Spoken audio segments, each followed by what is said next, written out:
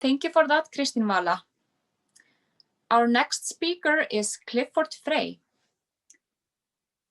Clifford Frei is an activist of human rights, environmental protection, internet freedom and privacy, and co-founder of the Zeitgeist Movement in Germany.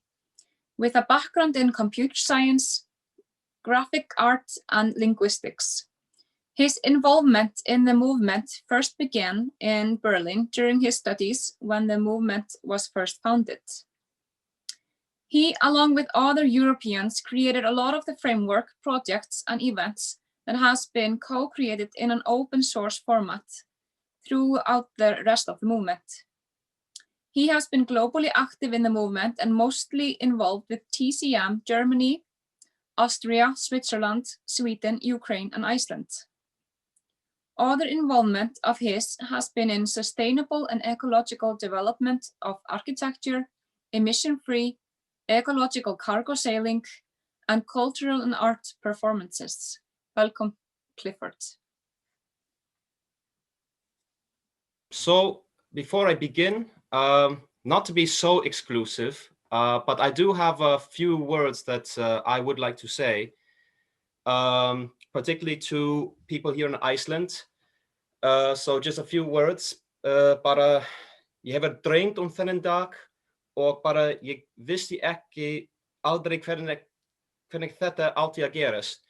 Bara, já, það er mjög áhugavert og já, ég hef að þakka mikið fólk hérna á Íslandi að vera að gera þessi viðburðin hérna á Íslandi og vegna COVID-akt, svo ég er mjög glaður að kynna ykkur og hérna, já, ég hlakka til að gera svona betra framtíð með ykkur saman.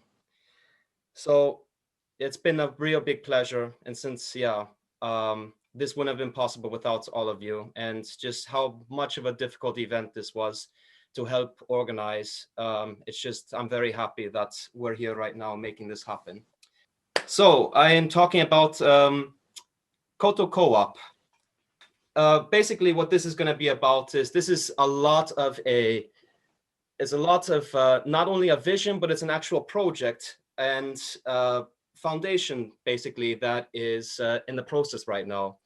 So to give you a little bit of a gist of like what I'm going to be talking about. So imagine that you're basically in the woods in Finland and basically you are not working, doing stuff that you hate, things that you find just very tedious, and you feel like you have a really good social atmosphere and that you're in a very good relationship also with neighboring people or whatnot. You spend a lot of time just working on things to actually cultivate and keep this community going. You have a lot of recreational, getting together, cultural stuff, sauna, beer. It sounds really nice. Even the bears are even joining. And this is basically the vision of Koto CoOp, and how do we get to something so enjoyable and something, as Vala mentioned, something of perhaps well-being on a greater scale. Koto is something that came influenced out of the Zeitgeist Movement. You have people originating from Finland is where the project is now found and laid, and some of these people are actually very dear friends of mine. So some of the four people that were involved in founding it, if you're looking now on my screen, the two faces there, I like to call them the Usos. Because they're both called Yuso, but to differentiate them, the one on the far left I call the big Nordic bear of TZM. And then there is the other two. There's Thomas, I think, and then Axeli is his name. And so this is something that, again, has started to get a lot of attention from people involved in the movement, because this is something that is not only just of promoting awareness of post-scarcity economics, as we would call it, or better well-being, but it's an attempt to really put it into practice. And I will explain some layers of how. So some of the goals that basically what Koto is that, and anyone that's wondering, the name Koto is not of of Asian or Japanese origin. The word koto is a former old word for home in Old Finnish. I believe this word was actually coined there for the name of the project by Big Nordic Bear himself. And basically you have that koto, which you call the home, and then what you have is you have the co-op part. So anyone that is not familiar with a co-op is that it's basically an organization of people similar to what you would have in most, I guess, the businesses or whatnot, except for the goal is that it's very, how would you say, just very like, it's not so hierarchical, and some of the goals are basically not really for profit. And what the co-op part of Koto basically acts is, it acts like as a bridge from, for example, this, for example, an eco community that you could see there in Finland, and how this basically links then Koto to the rest of civilization that does not basically follow these kinds of means of an economic system. So you could say that Koto is not a cult or something that's trying to isolate itself far in the woods in the northern Finland or whatever. So the attempt is to also try and both inspire maybe others to try this type of philosophy or this type of economic system, as well as that Koto cannot be alone by itself in the world, and it still needs a participation of even other monetary factions or bodies in order to sustain itself for its current moment. So they are basing basically a lot of things on, again, new social structures, basically. So trying to work in a sense, very egalitarian, trying to work as a small community that can settle, for example, on like on a piece of land at first. And then the idea of having different units, as they would call them. So like different, maybe like centers of the Koto community would be existing in different places. And so what you would have is that you would have people in Koto basically working for more or less a common purpose for well-being, and also trying to sustain the Koto economy, maybe you might want to call it at that point. And then in the end is that basically that you have, again, the co-op part. So you have people within this community, and in order to sustain it, basically people are working very collaboratively together to uphold this community and whatnot. And then you have basically, again, the co-op part, which will allow Koto to act as a business.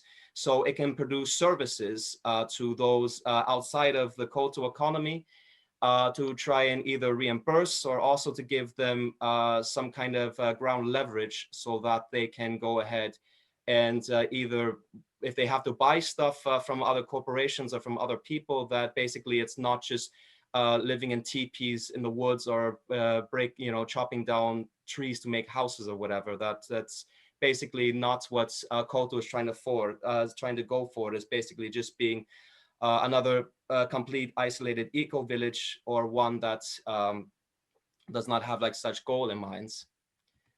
So one of the most important thing as far as the philosophy of people living in the community of Koto, which I believe a lot of people involved in the Zeitgeist movement are perhaps very familiar with, is basically a sharing or a gift type of economy, where basically the acts of sharing and not trying to have so much ownership of things becomes kind of counterproductive in trying to make a community like this work out. So instead of like here, an example I'll even throw out is the Reykjavik tool library that we have, or tool libraries that also exist in other countries. It makes so much sense that they exist because you have, for example, a huge production of hammers or whatever kind of tools you need that in the end cost lots of energy, or if you want to use in terms of financial money, and as well as resources from the earth to develop all these things. And most of the time when people buy these things, they usually are not used so very often. They sit for a very long amount of time. And then there could be other people not to the advantage or whatever, or without any accessibility to get these things. And so they sit under this this current notion of ownership that we understand that is very dominant in our current intellect and society. And so the idea is that in Koto, we of course not try to revoke people's things or whatever. If you come in and you have a laptop or something, that's unnecessary, that it automatically has to be taken at any time of convenience to anybody else in it. But basically, there's a very good there's a trust. There's a very strong trust and lots of communication involved in it. And so this is something that I think plays a very big role in how Koto wants to try and operate in the future. And so basically, again, while Koto is spending a lot more time on things like, again, so the society aspects and also the ways of how a community can be on the same level, and so non-hierarchical and whatnot, they are not necessarily like open source ecology, where they are also going to be trying to rebuild, if anybody's familiar with them. They basically would not be like how open source ecology is, trying to rebuild lots of mechanisms or tools or whatnot from scratch, but rather Koto, again, just as I mentioned, would like to collaborate with all these organizations, maybe even rebuild and use them, give feedback and whatnot. And then also that, of course, participate with all these other organizations, because again, it's the idea is to collaborate and be more connected with even those that would not be necessarily considered Koto economies or whatever post-scarcity economies. We're trying to find the most common ground with all people and try and work with them on that plane. Yeah, so there is a business plan already in Koto. It makes perhaps around 380 euros a month, approximately. And again, so there are ideas of the YouTube channel. There's now a Patreon page being used, and also the ideas of what kind of, could they make some kind of content that is not of just use of people interested in this idea, but also people outside of the community that would also like to, that would also maybe like find some mutual ground interest in what this community is trying to do. And therefore, if people like it, of course, donations or anything that can help fund this further is really required to get to a further step in the community. Yeah, and then there is basically, there is the idea that perhaps, again, that in the future, that they would be able to create some kind of like business inside of Koto, where, again, they can give services to other people, and then they can sustain their own community. Which, if I to be clear on that, when being a part of Koto, that doesn't mean that you go in then and you're subjected to pay rent, or you're paying for electricity, or you're paying by this in a monetary sense. What you're actually paying in is you're paying in a sense of respect and contribution to your encouragement to want to keep that community alive. So that's where it would see itself in the future, is trying to make it big on that scale. Now, also the idea is not to just keep this in Finland, but also, again, to inspire people that find this kind of train of thought and philosophy very interesting. So I actually want to share something, and one of the reasons why I called my presentation The New Thing was simply because that's one of the ideas I had while learning both from Koto and then also lots of other things in the Zeitgeist movement, in terms of post or alternative economics or whatnot, is I thought that this would also be something very cool to try and hear and adopt in Iceland, which I know all this stuff is nothing really new, I think. Perhaps maybe the thing I've noticed in most communities or whatnot is that they tend to have very big difficulties in trying to sustain type of peace or egalitarian or infighting, or even, again, financial stuff, because there's a huge avoidance, even especially in those in the movements, in the Zeitgeist movement and others, like Bounds, is the avoidance of any kind of monetary involvement, when actually, with all honesty, people within TZM have been very most of them have been dependent and using it much longer and using it whether if they like it or not, more or less. And it's just how you're going to concentrate and use that monetary support and whatnot. So here in Iceland, I came up with the idea, coming back from interest in how Germanic folks or even Vikings, Nordic people had what we still use as a term called a thing here in Iceland or in other Nordic countries. So I thought of the idea of having a new thing, basically, that I would like to use as kind of a open source kind of projection, kind of distribution of this Koto philosophy. And I want to try it here, basically, and see how people here in Iceland would like the idea of having a kind of a community that would be working in a co-op sense. Or I had the idea of maybe even doing something much more different, which would be to have more of a community center that would not be a place which you would live and sleep in and live at like you would with Koto, but the idea would be to basically have people come to a place where they would be able to share ideas, like, for example, presentations that we are doing. So I've always given the example for the Zeitgeist Movement that this event takes just once a year, basically, and that after that, it's basically left in the background and it goes home. But this could be a place where you can get people who have no intention of maybe living in a community outside of the city of Reykjavik or whatever, or going as far as to Seyðisfjörður or whatever, or Egilsstaðir, to live somewhere very remote and isolated. But you can instead share this kind of mentality in some kind of a place where we can also just like share each other's skills and thoughts and all sorts of cool ideas, and also developing a sharing economy in Reykjavik. And I know again that there is already this taking place. The Reykjavik tool library, as I mentioned, I think is a big contributor to this right now in Reykjavik. At least it's on the rise. Other people from Iceland can maybe tell me of things that happened before, especially during the Great Crash, where I think a lot of this stuff was probably taking place. But they've been very persistent, and especially during COVID, they've been trying their best to keep this kind of sharing economy alive through the times. And there's a few other things, places I can imagine. So why start another one, basically, is that I think that the more the merrier, and also is to collaborate and interact with all these others, whether it's a tool library or another group even outside of Reykjavik, that we should be trying to take this train of thought, these ideas, and take them a lot further. And so that's would be the hope of Koto in the future.